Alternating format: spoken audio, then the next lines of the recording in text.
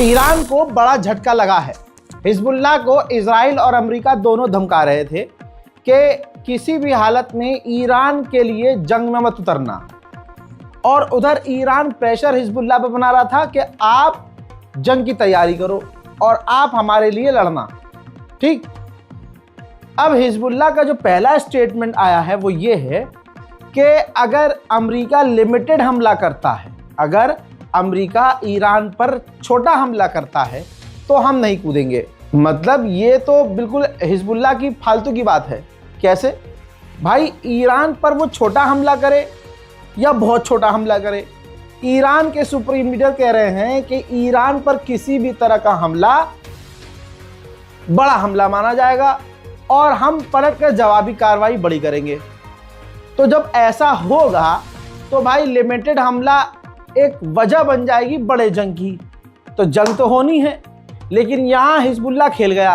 Hezbollah ने कहा नहीं, छोटे मोटे हमले होंगे तो हम नहीं कूदेंगे। लेकिन बात जब सुप्रीम लीडर के आई तो हिजबुल्लाह ने कहा कि सुप्रीम लीडर पर हमला रेड लाइन है। और यहाँ पर भी हिजबुल्लाह ये नहीं कह रहा है कि अगर सुप्रीम लीडर को निशाना बनाया गया तो हम जंग में कूदेंगे।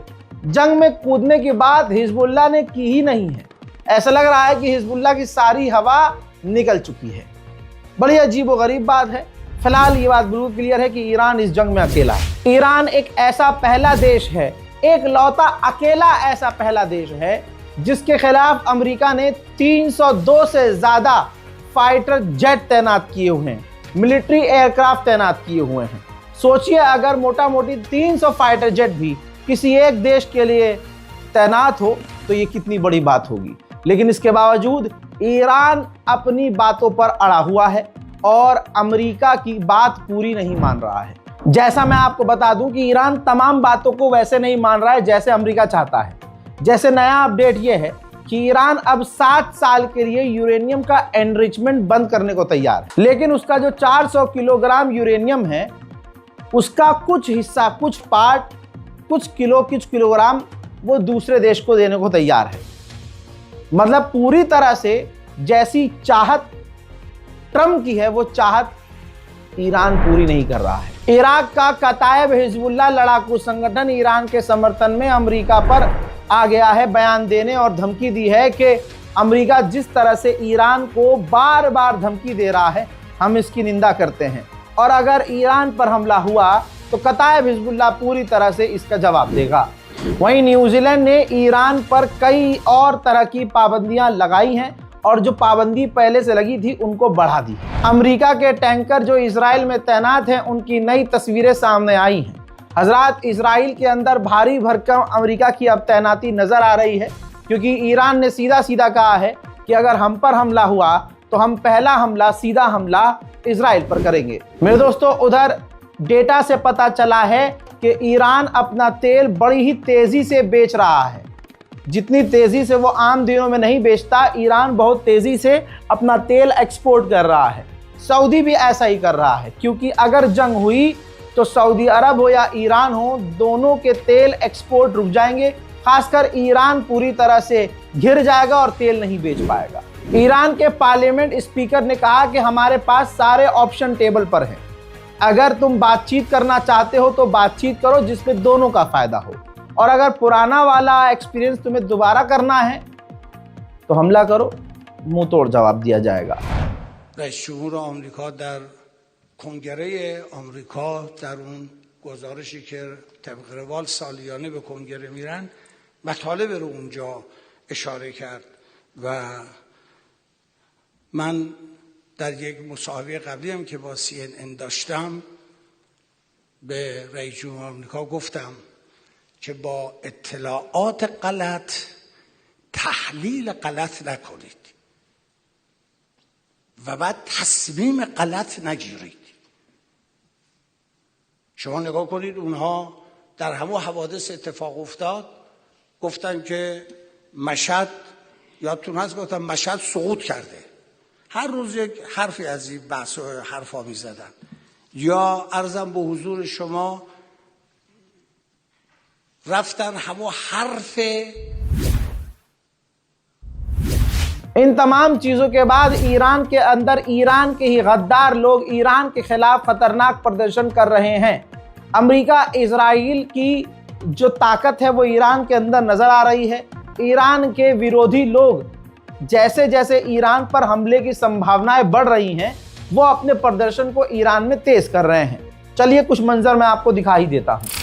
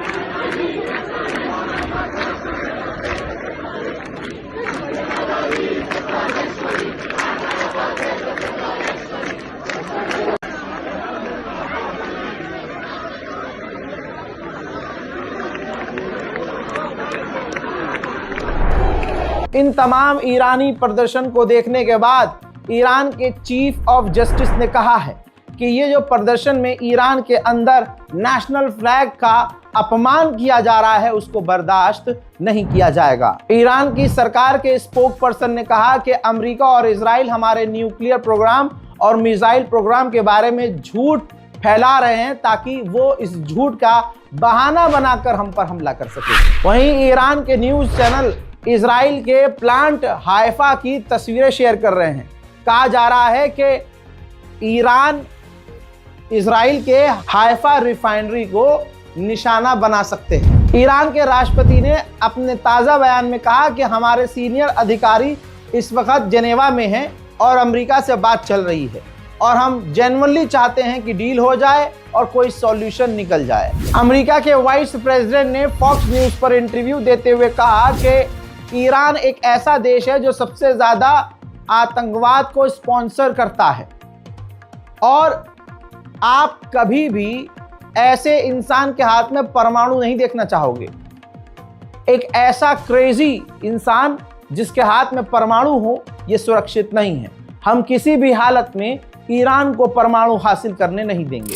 डोनाल्ड ट्रंप ने अपने ताज़ा बयान में यह कहा, ईरान पर इल्ज़ाम लगाते हुए, कि जब से इनकी इस्लामिक रिपब्लिक की सरकार आई है 47 सालों से, ये लगातार अपने लोगों को मार रहे हैं। यह अमरीकियों को भी मार चुके हैं। 47 साल से ये ईरान की गवर्नमेंट अपने लोगों को मार रही है और 37,000 प्रदर्शनकारियों को कत्ल कर चुकी है।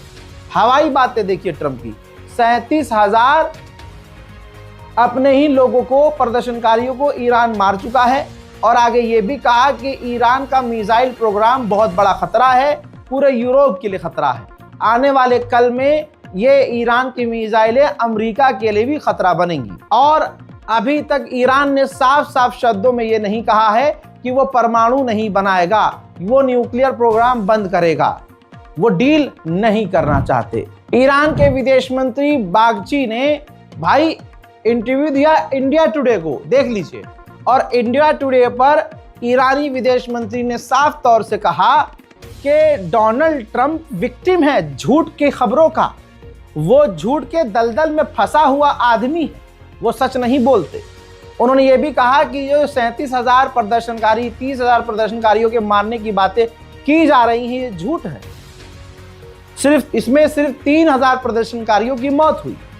आगे उन्होंने कहा कि हमारा न्यूक्लियर प्रोग्राम शांतिपूर्वक है और उसका मकसद दुनिया को खतरे में डालना नहीं है। हमारा मिसाइल प्रोग्राम दुनिया के लिए खतरा नहीं है, हम दुनिया के लिए खतरा बनना भी नहीं चाहते। हमारी मिसाइल की जो बात की जा रही है ये गलत है। हमारी रेंज और हमारा मकसद सिर्फ 2000 किलोमीटर है मिसाइलों का, और ये जो मिसाइल प्रोग्राम है ये सिर्फ हमारे डिफेंस के लिए है, किसी को खतरा पहुंचाने के लिए नहीं।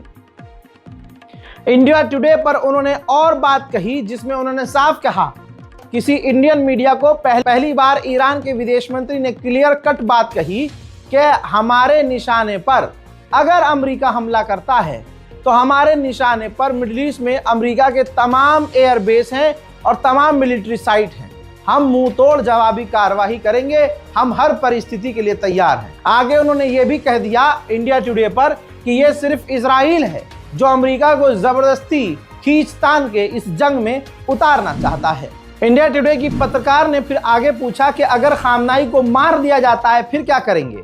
तो उन्होंने कहा कि खामनाई को अगर मारा जाता है तो दूसरा लीडर हम चुनेंगे, सरकार हमारी तब भी नहीं गिरेगी। यहाँ मैं थोड़ा सा असहज हो गया, मुझे बड़ा अजीब लगा कि यहाँ पर ईरान के विदेश मंत्री ने ये नहीं कहा कि फिर अमेरिका के लिए मुश्किल हो जाएगी और कातिल को मौत की सज़ा दी जाएगी या जवाब दिया जाएगा, बदला लिया जाएगा, ये ऐसा कुछ नहीं। बस कहा कि हाँ मार देंगे तो ठीक है, हम दूसरा नेता चुन लेंगे और हमारी सरकार बड़ी मजबूत है, नहीं गिरेगी। इंडिया टुडे की पत्रकार ने इनसे ये भी पूछ लिया कि इस वक्त मोदी जो हैं इजराइल में हैं, तो इस पर आप क्या कहेंगे? तो उन्होंने कहा ये काफ़ी जो है शर्मनाक है कि भारत के प्रधानमंत्री वहाँ हैं, लेकिन ये भारत के हाथ में है, भारत जिससे चाहे दोस्ती रखे। लेकिन मुझे उम्मीद है कि इजराइल से फिलिस्तीन के बारे में ज़रूर सवाल करेंगे माननीय भारत के प्रधानमंत्री मोदी। वहीं ईरान के अंदर बिलबोर्ड लगे हुए हैं जिसमें लिखा हुआ है बोर्ड के ऊपर, बैनर के ऊपर कि 51 state of United State of America. जी हाँ, यानी इजराइल मिट चुका है और इजराइल अमेरिका का 51वां स्टेट है।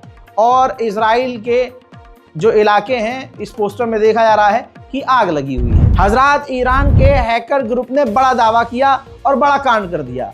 उन्होंने इजराइल के बहुत बड़े हेल्थ केयर इंडस्ट्री को, डेटा को हैक किया और दावा किया कि अब हमारे पास इजराइल के करोड़ों लोगों का डेटा मौजूद है। हजरात, वहीं यहाँ जहाँ ब्लैकमेलिंग की बात आ रही है, वहीं बता दूं कि ये भी खबर बीच में घूम रही है और ये कई दिन से चल रही है कि ईरान के हैकर्स ने ये भी कहा है कि उनके पास डोनाल्ड ट्रंप के एप्स्टीन फाइल की बहुत सारी वीडियोस हैं जिसमें वो छोटी बच्चियों के साथ आपत्तिजनक काम करते हुए नजर आ रहे हैं। अगर ईरान पर डोनाल्ड ट्रंप ने हमला करवाया तो फिर ईरान के हैकर्स वो वीडियोस जनता में, पब्लिक में रिलीज कर देंगे। बहरहाल अमेरिका कुछ कर नहीं पा रहा है तो अमेरिका ने 30 इंडिविजुअल्स पर और ईरानी 30 लोगों पर पाबंदी लगाई और ईरान के कई सारे वेसल्स को भी ब्लैकलिस्ट किया है। ईरान ने जापान के एक नागरिक को अपने ईरान से ही गिरफ्तार कर लिया। इल्जाम ये था इस पर कि ये जासूसी कर रहा था, जिसके बाद जापान भड़क गया है और जापान ने अपने नागरिक को ईरान से रिहा करने की मांग की है। अमेरिकी एनवॉय ने कहा कि जो ईरान से डील होगी ये हमेशा के लिए होगी, कोई लिमिटेड समय के लिए नहीं होगी, जो भी न्यूक्लियर डील होगी और जो भी ईरान से डील होगी। लेकिन इस बात के बाद एक बात क्लियर है हजरात कि डील नहीं हो सकती अब, क्योंकि ईरान कह रहा है कि हम 4 साल, 5 साल, 7 साल, 10 साल के लिए डील कर सकते हैं। वो भी अपने हिसाब से ईरान कह रहा है कि हम अगर 10 साल के लिए डील करेंगे, फॉर एग्जांपल आज की बात ले लीजिए कि 7 साल के लिए डील करेंगे तो हम जो 4 किलोग्राम यूरेनियम है उसका कुछ 250 ग्राम या 1 किलो यूरेनियम हम किसी और को दे देंगे और 10 साल के लिए तक यूरेनियम नहीं बनाएंगे, लेकिन उसके बाद तो बनाएंगे। अमेरिका कह रहा है, अमेरिकी सेनेटर कह रहा है नहीं, परमानेंट डील हो। जो मतलब अगर 10 साल के लिए कह रहा है ईरान कि हम यूरेनियम नहीं बनाएंगे तो ये बात परमानेंट होगी कि नहीं, 10 साल के लिए नहीं, आप जिंदगी में कभी यूरेनियम नहीं बनाओगे। अब ऐसे में ईरान बिल्कुल उलट दिख रहा है और अमेरिका बिल्कुल उलट, तो डील काफ़ी मुश्किल है। वहीं ऑस्ट्रेलिया ने अपने अपने नागरिकों से कह दिया है कि लेबनान और इजराइल से तुरंत निकल जाए। ईरान ऐसा कोई काम नहीं कर रहा है जिसको देखकर लग रहा हो कि ईरान अमेरिका के आगे कमज़ोर पड़ रहा है या अमेरिका की चापलूसी करने की कोशिश कर रहा है या ठंडा करने की कोशिश कर रहा है, बल्कि ईरान जो काम कर रहा है इससे अमेरिका की लगातार घंघोर बेइज्जती हो रही है। ये देखिए, ईरान अमेरिकी मिलिट्री बेस पर हमला करने का ड्रिल कर रहा है जिसमें मिसाइल फायर कर रहा है। जी हाँ, अपने हथियार दिखा रहा है, बख्तरबंद गाड़ियाँ नज़र आ रही हैं, प्रॉपर उसकी रिपोर्टिंग हो रही है। ईरान के न्यूज़ चैनल उसको कवर कर रहे हैं, एक्सक्लूसिव तस्वीर दिखा रहे हैं जिसमें ख़ास करके अमेरिका के मिलिट्री बेस को उड़ाने की तैयारी चल रही है। आगे क्या होना है किसी को नहीं पता। जिस तरह से टाइम निकल रहा है और इतना लंबा समय गुजर चुका है, एक्सपर्ट कह रहे हैं कि डोनाल्ड ट्रंप के कलेजे में हिम्मत पैदा नहीं हो पा रही है कि वो ईरान पर हमला कर सकें, क्योंकि डोनाल्ड ट्रंप को यह बता दिया गया है कि अगर छोटा भी हमला ईरान पर किया गया तो जब ईरान जवाबी कार्रवाई करेगा तो आपको फिर से जवाब देना पड़ेगा। तो ना चाहते हुए भी अमेरिका एक लंबी जंग में कूद जाएगा और ईरान किसी भी हालत में कमजोर नहीं है। ईरान के पास अभी भी ऐसी कई सारी मिसाइल और कई सारे हथियार हैं ऐसे जो ईरान ने अभी तक दुनिया के सामने रखे ही नहीं हैं।